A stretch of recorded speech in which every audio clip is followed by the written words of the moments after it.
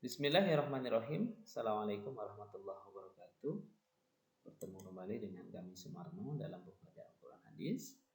Pada pertemuan ini kita akan melanjutkan bahasan pada video sebelumnya, yaitu tentang bertanggung jawab menjaga amanah.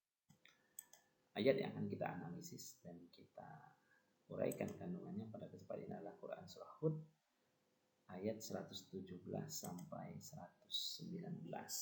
Mari kita baca dan kita terjemahkan bersama-sama. A'udzu billahi minasyaitonir rajim. Bismillahirrahmanirrahim. Wa ma kana rabbuka, dan tidaklah Tuhanmu liyuhlikal qura, membinasakan suatu negeri, bizulmin, dengan zalim, secara zalim, wa ahluha muslihun, sedangkan selama penduduknya masih melakukan perbuatan yang baik. Muslihun itu orang-orang yang berbuat kebaikan. Walau syaa rabbuka, dan jikalau Tuhanmu menghendaki, la ja'alan nas ummatan wahidah, tentu dia akan jadikan manusia itu umat yang satu saja. Wala yazaluna mukhtalifin, tetapi mereka senantiasa berselisih pendapat. Illa, kecuali marrahima rabbuka, kecuali orang yang diberi rahmat oleh Tuhanmu. Walidzalika, dan untuk itulah khalaqahum, Allah menciptakan mereka. Wa tammat kalimatu rabbika, kalimat keputusan atau ketetapan rabbika dari Tuhan. Jadi wa tammat kalimatu rabbika itu kalimat atau keputusan Tuhanmu telah tetap. La anna jahannama minal jinnati wan nasi ajma'in, aku pasti akan memenuhi neraka jahanam minal jinnati wan nas, dengan jin dan manusia yang durhaka, ajma'in, semuanya. Pada Quran Surah Hud ayat ke-117, Allah Subhanahu wa Ta'ala menjelaskan bahwa Dia tidak akan membinasakan suatu negeri jika penduduk negeri itu masih suka berbuat kebaikan, tidak berbuat kezaliman seperti mengurangi timbangan, sebagaimana yang pernah dilakukan oleh kaum Nabi Syuaib alaihissalam, dan tidak melakukan perbuatan homoseksual seperti perbuatan kaum Nabi Lut alaihissalam. Semua perbuatan itu adalah suatu kezaliman yang dilakukan manusia pada dirinya sendiri. Kemudian pada ayat 118 dari surat Hud, Allah Subhanahu wa Ta'ala menjelaskan, apabila Dia menghendaki, maka manusia akan dijadikan umat yang satu saja dalam beragama, sesuai dengan fitrah asal kejadiannya. Tidak mempunyai ikhtiar, sehingga mereka itu sama seperti semut dan lebah di dalam hidup bermasyarakat, dan seperti malaikat di dalam kerohanian yang diciptakan hanya untuk taat kepada Allah, berakidah yang benar, dan tidak akan berbuat curang dan khianat.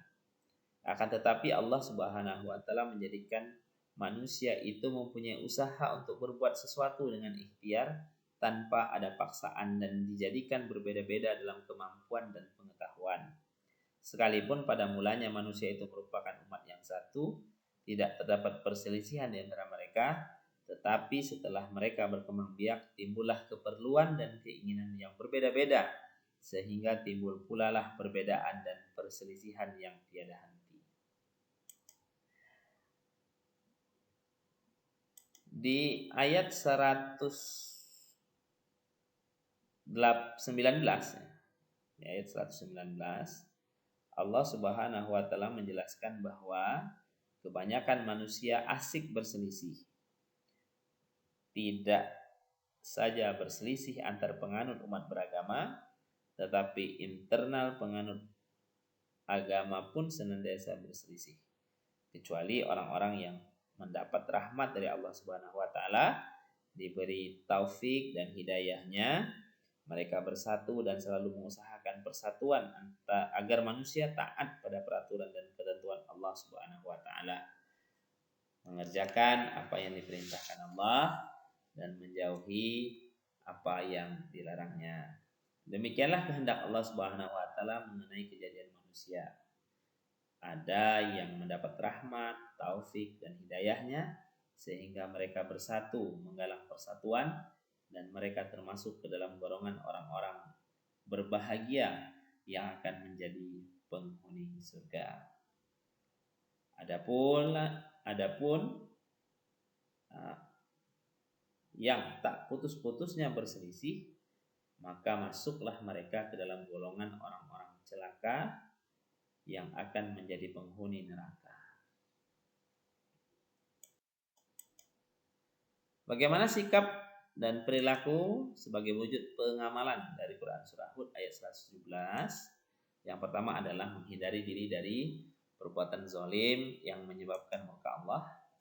Yang kedua, selalu mengoptimalkan akal dan pikiran kita dalam menjalani kehidupan. Dan yang ketiga, senantiasa menjaga persatuan dan kesatuan. Selanjutnya ada hadis riwayat Bukhari tentang menjaga amanah. An Abdullah ibni Umar radhiyallahu anhuma annahu sami'a Rasulullah sallallahu alaihi wasallam yaqul kullukum ra'in wa kullukum mas'ulun an ra'iyati fal imamu ra'in wa huwa mas'ulun an ra'iyati war rajulu fi ahlihi ra'in wa huwa mas'ulun an ra'iyati wal mar'atu fi baiti zawjiha ra'iyah wa hiya mas'ulatu ar-ra'iyatiha wal khadimu fi mali sayyidihi ra'in wa huwa mas'ulun ar-ra'iyatihi. Dari Abdullah bin Umar bahwa dia mendengar Rasulullah SAW telah bersabda, setiap kalian adalah pemimpin dan setiap pemimpin akan diminta pertanggungjawaban atas yang dipimpinnya. Imam adalah pemimpin yang akan dimintai pertanggungjawaban atas rakyatnya. Seorang suami dalam keluarganya adalah pemimpin dan akan dimintai pertanggungjawaban atas keluarganya. Seorang istri adalah pemimpin di dalam urusan rumah tangga suaminya dan akan dimintai pertanggungjawaban atas urusan rumah tangga tersebut. Seorang pembantu adalah pemimpin dalam urusan harta tuannya dan akan diminta pertanggungjawaban atas urusan tanggung jawab tersebut. Hadis riwayat Bukhari. Hadis ini menjelaskan kepada kita bahwa setiap manusia itu diberi tugas memimpin atau menjaga, baik kaitannya dengan dirinya sendiri maupun dengan orang lain.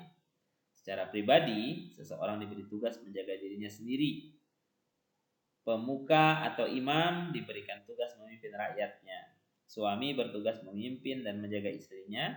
Seorang istri diberi amanat memimpin anak-anak suaminya. Pembantu pun diberi tugas menjaga harta dan kekayaan tuan, dan anak diberi tugas menjaga kekayaan orang tuanya. Tugas adalah amanat.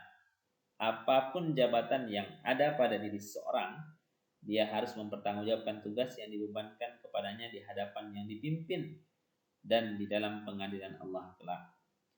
tak seorang pun mampu melepaskan diri dari tanggung jawab itu. Oleh karenanya, dia harus benar-benar waspada dan hati-hati, serta harus bersikap adil dan bijaksana dalam menjalankan tugasnya. Apabila lengah dan mengabaikan tugasnya, maka celakalah dia, sebab di samping akan menyengsarakan yang dipimpin, kelak kemudian tidak mampu mempertanggungjawabkannya.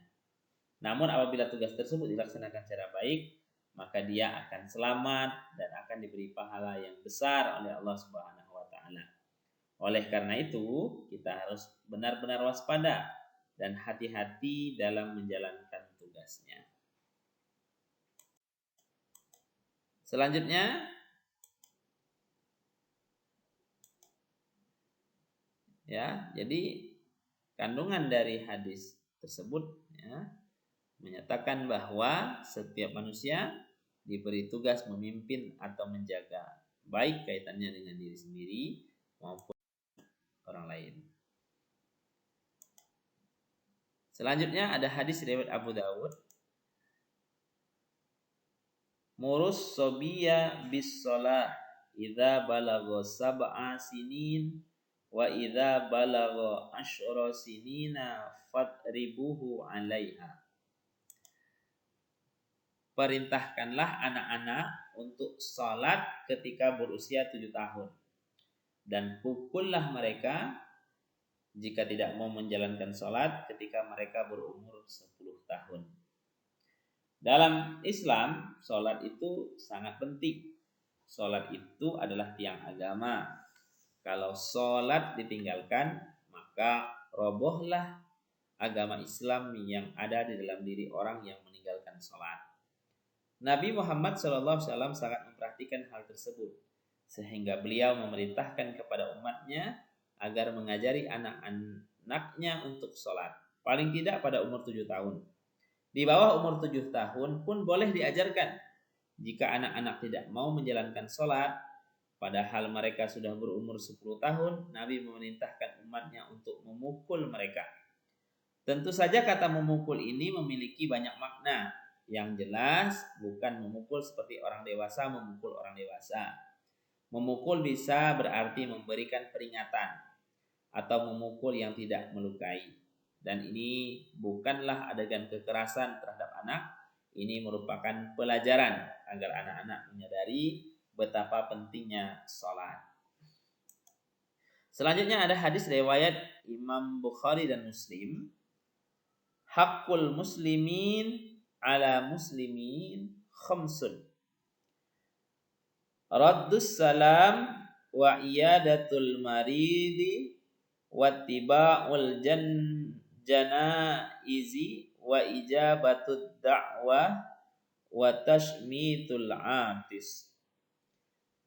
Hak seorang muslim kepada muslim lainnya ada 5. Yang pertama membalas salam, yang kedua menjenguk yang sakit, mengantarkan jenazah, memenuhi undangan, dan mendoakan ketika bersin. Agama Islam ini adalah agama yang sangat menekankan terwujudnya persaudaraan dan kasih sayang. Agama Islam selalu mendorong pemeluknya untuk mewujudkan dan memelihara persaudaraan dan kasih sayang. Oleh karena itu, Islam mensyariatkan beberapa amalan yang dapat mewujudkan persaudaraan dan kasih sayang.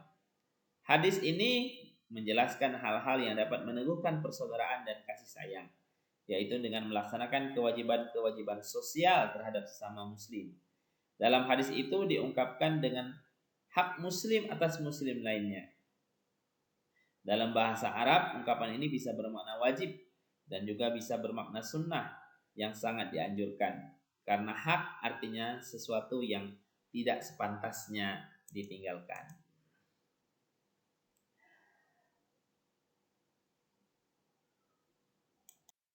Demikian video pembelajaran pada kesempatan ini.